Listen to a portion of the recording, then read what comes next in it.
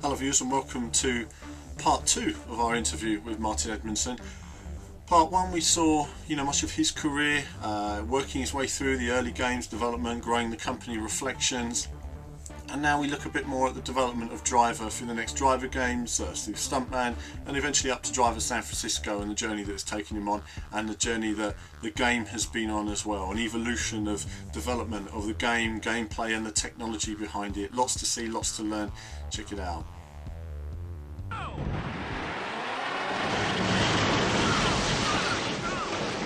Total destruction!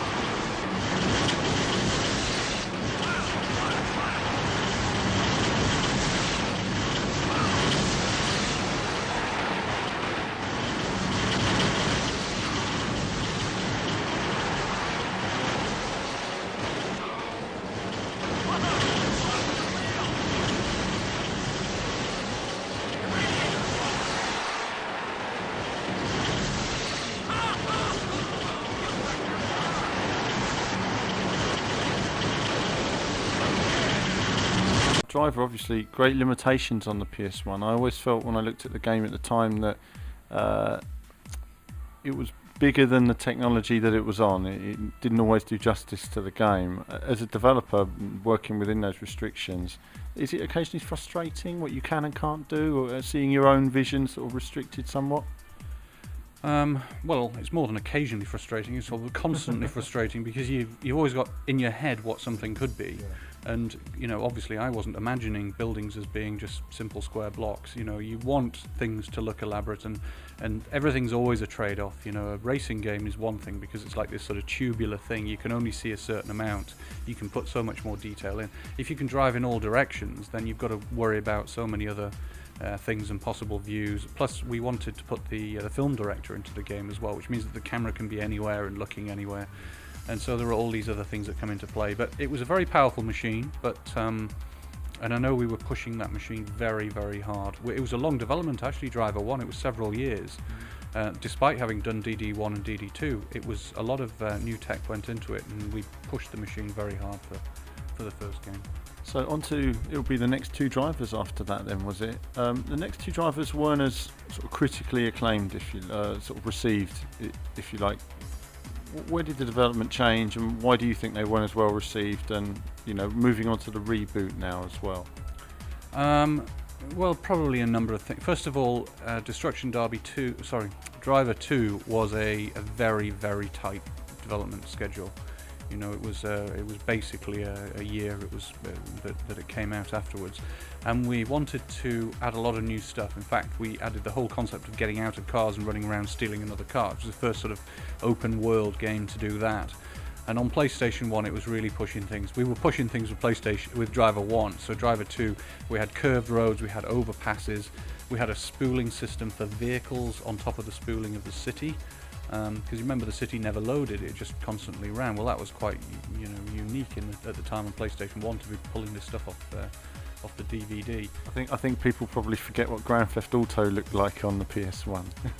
Well, Grand Theft Auto was it was flat 2D, wasn't it? It was a top down thing. And I don't remember exactly when Grand Theft Auto 3 or 3D, the one set in Liberty City anyway. I'm not sure when that came out. I think it was on PS2 then. Yeah, well after Driver 2. So it was one of those things where we'd added a lot of stuff. Perhaps we'd added too much. We were spooling vehicles as well, so we had a whole range of different vehicles. You could see trucks and buses and all sorts of things, and perhaps we bit off more than we could chew. But there was a lot that was good about it. It was a very cinematically it was much better. There was a lot of licensed music in there as well. The film director was better and had more features, and we had 4 new cities, for the game, and I remember having pop-up issues with it, and I also remember some sort of stuttering problems when we were trying to just pull too much off the media for the spooling of the city and the vehicles at the same time. So obviously, of the vision, you weren't able to truly replicate the vision in, say, Drivers 2 and 3. You were then onto Stuntman, wasn't it? Was the next one. How did Stuntman, how's that received, and is it something that you might look at again in the future? Stuntman was brilliant because it was a totally new concept. It had never been done before, and it allowed us to do something where we had, I think we had 6 movies in it from memory. It was like the London gangster scene. There was the Dukes of Hazzard style of thing, and a number of them. Indiana Jones. It was great because it allowed us to deal with 6 very, very different styles. So not one city with one style, but these different styles. So it was kind of this ever-changing thing, and we produced these little mini movies that your game footage that you actually produced in the game got edited real time into it, and you produced these little trailers. And it was interesting because it was a very hard game, a very tough game in terms of difficulty, and it was received in this incredibly polar way that so many people loved it and so many people hated it, and there was just almost no one in the middle, and even now we get and people talking about this game here, they'll say, oh, Stuntman absolutely loved that game, or Stuntman, God, I smashed up so many controllers. And I do like the idea of producing something that is very memorable and is, you love or you hate. I mean, I would hate a game to be very sort of like, yeah, it was alright, love it or hate it. So it's funny because Stuntman incorporates so many features from Destruction Derby and Driver, as does the new Driver. So from Stuntman to Driver San Francisco, what's been the journey in that gap? Well, I had actually a lot of time away from the games industry doing other things. I sort of semi-retired, well, not really retired because I set up other companies that were unrelated, so I was doing other stuff. But I'd got out of games aside from sort of some marketing and publishing side of things to do with mobile phone games and some other little bits of tech. But it was when Ubisoft bought the brand Driver and bought Reflections from Infogrames, and then decided that they wanted to bring back Driver in a really big way, and that's when I came back. And initially I was just looking at handling, trying to get the feel of Driver back again, get that handling feel, and I was involved in all the early design meetings, concept meetings, and so on. And then they just asked me if I would take on a bigger role, and then it's one of those things that because Driver 1 was from this studio, and then it starts off being relatively slow, and then it gets more and more and more, and then ends up being sort of the big project that it was. But it was encouraging to see that it was going to be a big, properly invested in big project with a proper development time, and not just some sort of quick lazy Driver 5. So the next question really is, how long has this been in development? What changes has it seen, and how have you brought your automotive passions to it as well? Well, the development's been over 4 years, about 4.5 years, from those early concepting meetings that we had in Paris, where we were discussing the shift and how we would use it and how it would work. Because shift was there right from the day one. That was an integral part of the design of it. So it started as an idea. It started with some early concepting of how the thing could work, where you could actually play with it. And then we designed a story around it and set up a team on the multiplayer so that we could exploit it properly in multiplayer, because it really comes alive in the multiplayer aspect of the game as well. And then it was just a long period of time with a lot of people on it, because we set right at the very beginning, we set a target of 60 frames a second for the game, and that meant that the rendering engine, the physics engine, and all that kind of thing had to be our own proprietary stuff, because if you take tools like that off the shelf, then there are compromises that in terms of performance that you get with those, and that was the only way that we could do it with this number of cars and the shift, and being able to go up all the way up there, all the way down instantly, no loading, all in 60 frames. That was the only way to do it. So it's been a long process. The game itself hasn't really changed since the beginning. We've added stuff, so we have challenges, the movie challenges, for example, we added sometime last year. The split screen mode we added sometime last year, but essentially the main game.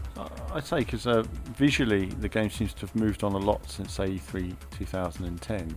It had a kind of yellowy orangey look to everything, and that's kind of sort of changed. A lot more detail in it now. Was that just a change in the artistic process?